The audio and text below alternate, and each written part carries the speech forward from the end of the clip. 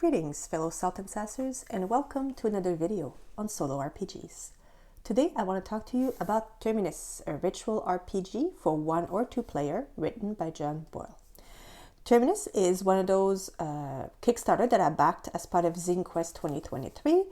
That's sort of February is the month where Kickstarter really highlights little zines, so role-playing games that are usually about this size. Actually, it's usually like a staple kind of a side. It's just a little self-contained adventure, self-contained game. A lot of very creative ideas usually come out of that month. So, it's always fun to see what's there. I had back this one because it is a little different from what I usually do in many ways. One of them is that I usually like to play my role-playing games from, somewhere cozy, like a couch or a bed. This one actually requires you to be outside and I will say into the wilds. I mean, the wild being anywhere public, really, to play. So it is in many ways the Pokemon Go of role-playing games, in a zine form.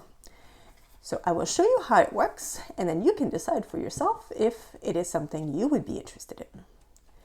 So the first thing you have to do is go somewhere which is defined as a liminal space, which is a place where one lingers but does not dwell. So think park, train station, water's edge, airport, favorite coffee shop. Again, think public place, a place where you would go. You can go to a familiar place or you could go to a new place. The important thing is that you can be there and be present while there. And this is the theme and the experience of this game is basically that. Step 1, walk through a space and really pay attention to it in many ways. And then part 2, draw a prompt and come up with a story in relation to it. So, in this game, you are playing as the ghost of a place that's about to enter its ultimate rest. So as you go through with the last visitor, you are reliving not just the way the visitor is seeing it now, but also the way in which it used to be. So it's kind of interesting how this game invites you to look at anything, like a graffiti, and then look at it when it was new and look at it when it's faded and what did it stand for and why is it there. So it's just sort of a way to get your creative juices flowing while also being very mindful. So again, this really invites you to pay attention to other events or mundane things that makes the place feel alive as you're experiencing it and write them down. So an animal storing food for winter, snippets of a conversation, amusing or interesting graffiti. And then you write a few words about them or about the thing itself. And then you take, say for a short game, 5 to 10 things, medium game, 10 to 15. If you want to spend a whole afternoon, you can go as far as 22. I will say, speaking for myself, this is the sort of thing that I like to play as a short game because, again, it is basically 2 things. One part of it is an exercise in mindfulness, and the second one is an exercise in creative writing. And there's really only so long I want to do that for and feel engaged doing it. I mean, that's me. That says, I do tend to come up with crazy stories wherever I am. But being present in one space is something I think I could definitely learn to do better. And this is something that I really enjoy because as I'm walking through a space, trying to be the ghost or the spirit of a place, well, that really invites me to focus not just on sort of the superficial thing, but what it really feels like to be there, visually, auditorily. You don't usually taste the place, but you know what I mean. I can smell it. I can feel. For example, in my last play of this, I was going through a little path, started up a little wooden bridge, down some stone steps following a stream, down to a field that had a barn, and then a red covered bridge, and I sat by the water's edge under the bridge when I wrote my little story here. So in all of those places, I try to pay attention to the sound of the stream and the difference between stepping on wood and stepping on stone and what the bark of the tree felt like as I was following the stream, that sort of thing. So again, this was a good way to try to connect with a place and be present. And then In this case, I didn't actually make notes as much as took photos of certain things in case I didn't remember what my major landmarks would be. But that's how I did it. And once you've found the amount of, I'll call them landmarks, that you want to draw a story for, sit down in your last location, and then you start to draw tarot cards. That's right. After I mentioned that you don't need a deck of tarot cards to play solo game, I will feature a game that draws a soul card. Now, to be clear, this game does provide alternative to a tarot deck. I mean, for one, it does point out that there are multiple apps available online to draw tarot cards for you. Most of them don't let you do a spread the same way visually, but you can get the imagery and you could just write them down. Or you could use a regular deck of cards and sort of adapt it. It's not going to work the same because a regular deck of cards, even with jokers, I think is 54 cards. And if I'm not mistaken, a tarot deck is 78. So it's not going to be one for one. Prompt-wise, but I don't really think it matters, to be honest, in part because you're just drawing a prompt to fuel the creation of a story in relation to the experience of a specific place. So, like, whether you're experiencing the full, differential between a major arcana and a smaller and a minor arcana, and whether you have access to absolutely every prompt that's possible, I don't think matters all that much for what this game is trying to do. Like, I appreciate it used the tarot card because I think actually again, my tarot card doesn't use the regular imagery, but I still think it fits well with the idea of like sort of meditation, creativity, sort of a little bit of your ghost, and you're relying on your instinct. So it's interesting.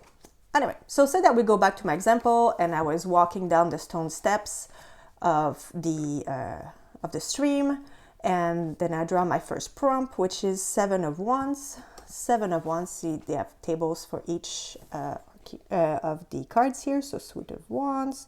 7, a challenge surmounted, an internal reassurance, a jealous act. Now, how could a jealous act or a challenge surmounted or an internal reassurance could tie in with these steps? Where they built, because, I don't know, a challenge surmounted. I'm sorry, I played this game earlier today, so I feel like my creative juices are quite drained. But it could be, a jealous act. So basically, someone was annoyed that the stream was being visited by everybody, and they wanted to make sure that they wouldn't visit their stream because it was on their land. And to make sure that everybody know it wasn't wild or open, they built the steps as a way to sort of mark territory and make people know that they weren't just walking on no one's land. It is their land, their stream. And so by, in a way, I want to say like domesticating the land by building in stone steps, they sort of claimed it in a way that it wasn't claimed when it was left in its wild state and belonged to everybody else. Example. So that could be the memory of that place.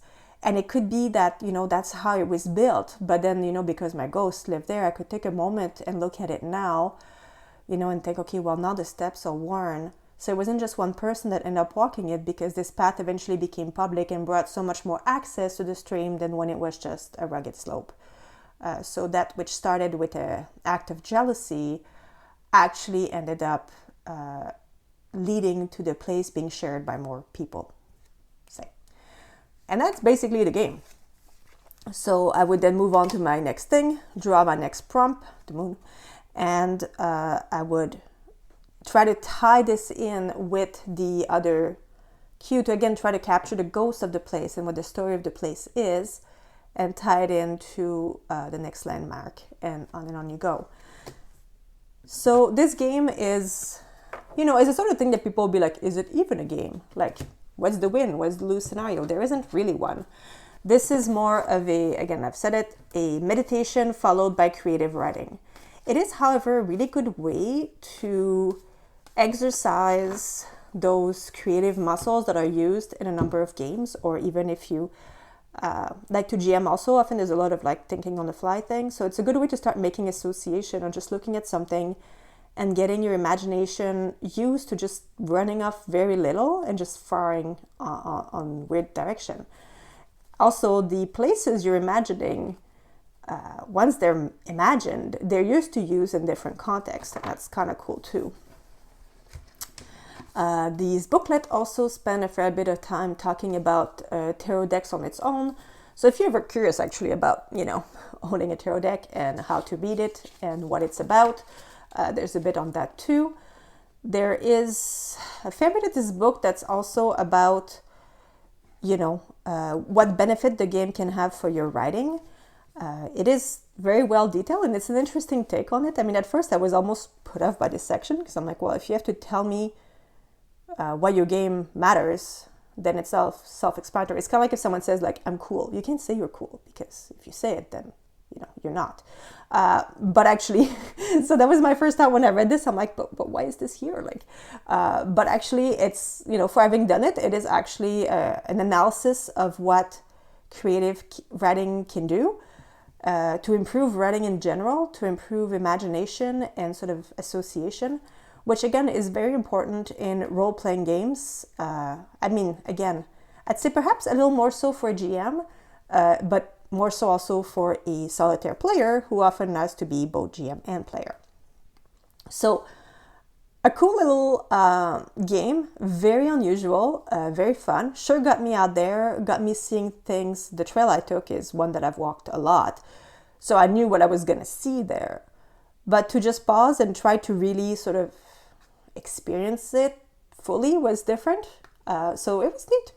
And this is one that I might actually play again because I did enjoy the association. But again, it's less of a game and more of a, like, I just want to write for a bit. I just want to imagine. I just want to create a tiny little story about a tiny little place, and then just move on to something else. And that is all for today. Thank you for watching.